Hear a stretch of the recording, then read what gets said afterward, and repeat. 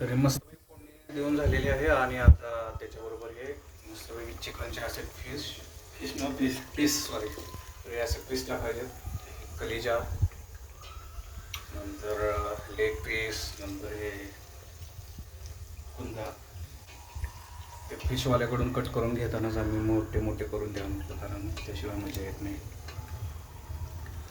हे असं दिसत आहे. तर ह्याला काय हळद मीठ आणि काय काय लावले? ओनली हळद मीठ लावायचं. ओनली हळद मीठ आणि कांदा लसूण आणि कोथिंबीरची पेस्ट करायची. गॅसची फ्लेम एकदम व्यवस्थित थोडी ठेवायची. आणि हे आत्ताच असं एवढं भारी दिसायला, बनल्यानंतर काय टेस्ट लागेल याचा अंदाज नाही. अंदाज फक्त आम्हालाच घेता येईल, पण तुम्हाला नक्की याची टेस्ट सांगितली जाईल. त्याच्यानंतर हे वेल मिक्स करून घ्यायचं आहे.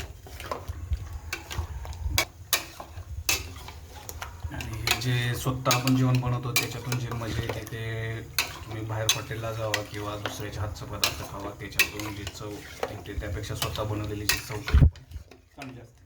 चांगली नाही, उत्तम असते. तर हा सचिनचं एकदम त्याचा चांगला हात बसलेला आहे. आणि झाल्यावर या सगळेजण जेवायला बघा सगळेजण म्हणजे शिल्लक जर राहिले तर